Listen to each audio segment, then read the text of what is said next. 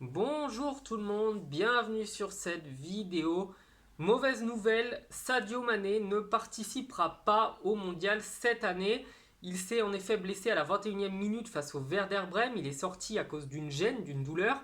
Et le staff du Bayern avait annoncé que des examens complémentaires auraient lieu pour savoir ce qu'il en était. Malheureusement, leur verdict est tombé à 12 jours seulement du mondial. Il ne peut pas participer à la Coupe du Monde. Sa blessure ne sera pas remise à temps. Et c'est tout un continent, je pense, qui est triste parce que Sadio Mané est véritablement un des meilleurs joueurs du monde. Il est, selon moi, dans le top 5.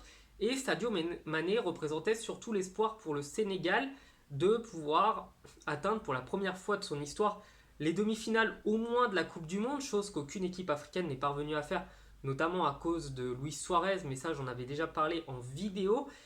Et du coup, eh bien, c'est tout le Sénégal qui se retrouve orphelin de son capitaine, de son meilleur joueur, de ses espoirs aussi, parce que l'équipe sénégalaise est assez modeste, on va pas se mentir. L'équipe sénégalaise comptait beaucoup sur Sadio Mané pour faire quelque chose, et son absence va beaucoup toucher mentalement aussi les joueurs qui perdent leur capitaine, qui perdent celui qui leur donnait de la force, de l'espoir.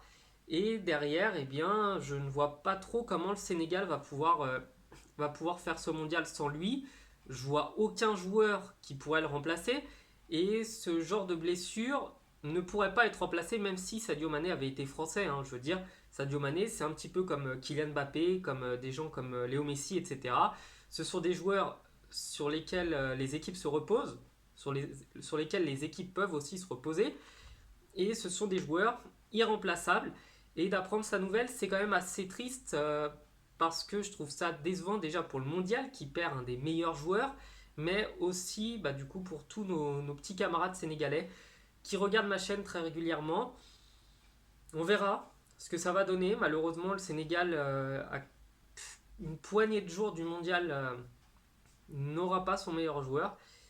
Et donc, cette nouvelle, je devais en parler. Donc, dites-moi si, selon vous, c'est vraiment dommage que pour le mondial ou si c'est vraiment terrible uniquement pour les Sénégalais.